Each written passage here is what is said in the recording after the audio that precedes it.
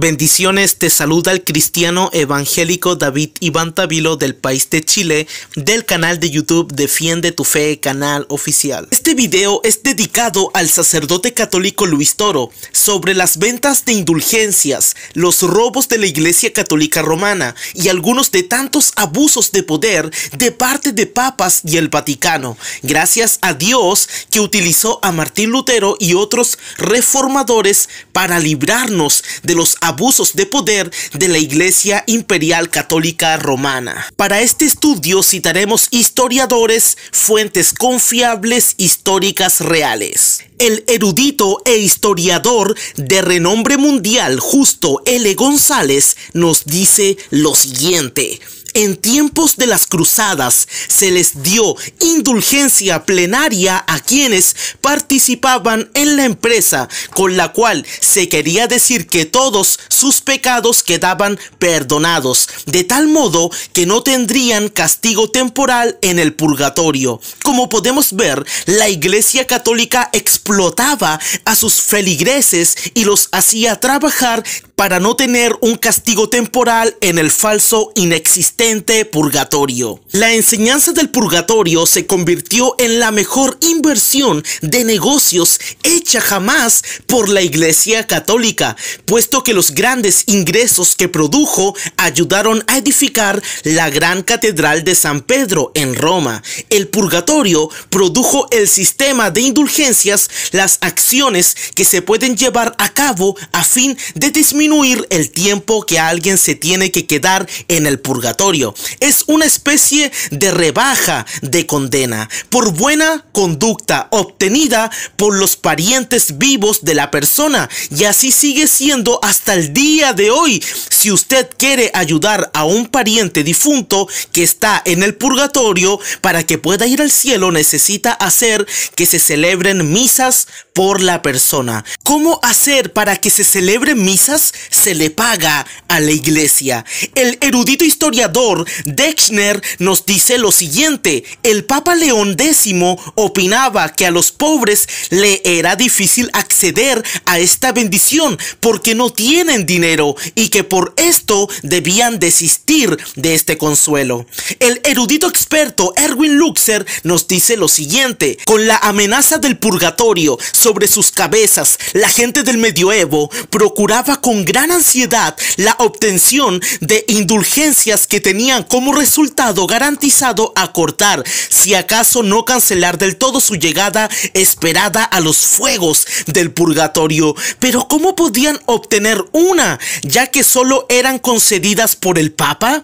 En 1906 después de Cristo, en el sínodo de Clermont, el Papa Urbano II prometió una indulgencia plenaria, es decir, una que cubría todo castigo temporal para aquellos que participaban en las cruzadas a la Tierra Santa. 300 años después, en 1477, el Papa Sixto IV declaró que las indulgencias no solo eran válidas para los vivos, sino también para los muertos. De ese modo, se vendieron indulgencias al vulgo para sus parientes que estaban en el purgatorio.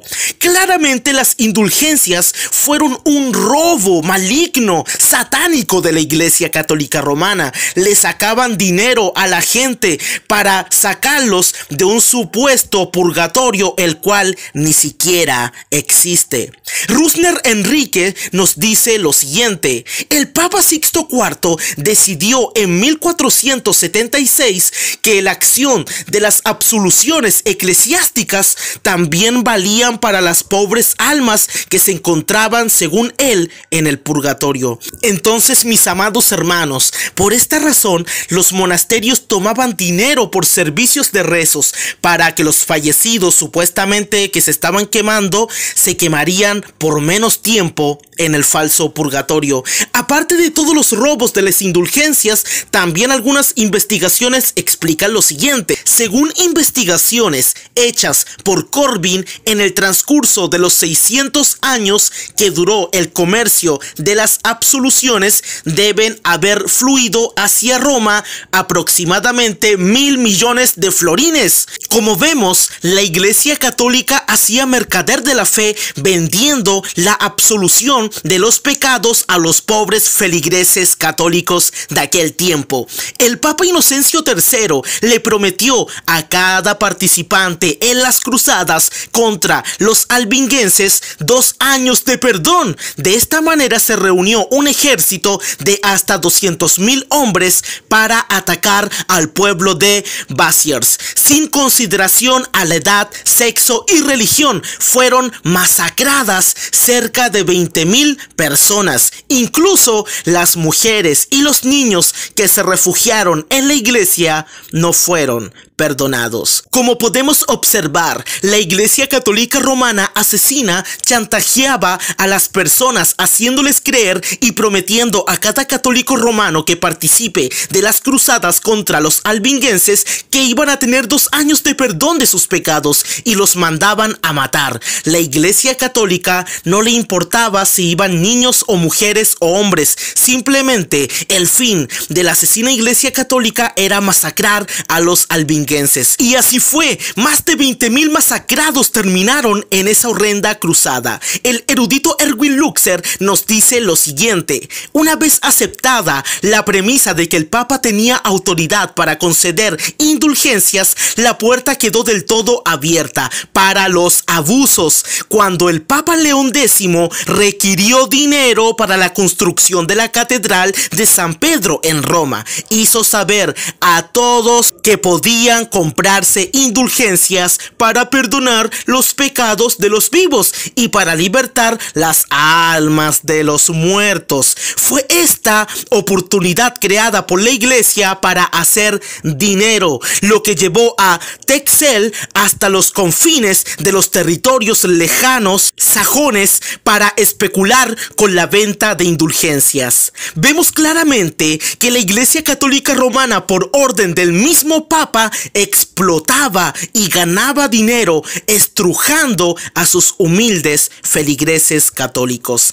El Papa Alejandro III ordenó en el Concilio de Tours en 1136 a los príncipes y gobernantes encarcelar a los que tenían otra creencia y confiscarles sus bienes. Jamás Jesús confiscó a nadie, jamás Jesús confiscó los bienes de los que no creyeron en él. Por el contrario, Jesús ayudó a los pobres, pero el Papa Alejandro III fue un absoluto ladrón. El teólogo Hermann Hortz nos explica que la Iglesia Católica apoyó el comercio de esclavos para obtener riquezas. Él nos dice lo siguiente: la Iglesia Católica apoyó el comercio de esclavos para enriquecerse. El Papa Nicolás V legitimó el comercio de esclavos en su bula por amor divino a la comunidad el 18 de junio de 1452. Por esto el comercio de esclavos fue legal y no causó ningún incrépulo en los participantes. Otra fuente nos confirma lo siguiente: el Papa Gregorio I mantuvo a cientos de esclavos en sus haciendas y consintió las leyes que prohibían a los esclavos casarse con cristianos libres. Si se libraba a un esclavo, este debía recompensar a la iglesia con su patrimonio. Otra fuente más que nos confirma los robos de la Iglesia Católica y los abusos de poder a los esclavos nos dice lo siguiente: niños legítimos de sacerdotes fueron hechos esclavos eclesiásticos de por vida. Esto también valía para niños abandonados. Como podemos ver, hasta niños e incluso niños abandonados fueron víctimas de los abusos de la Iglesia Católica Romana. Otra fuente nos dice lo siguiente: ¿A quién no le dan escalofríos cuando admira el altar de la Catedral de Sevilla de 20 toneladas de oro laminado y piensa en la sangre derramada por los indígenas en las minas?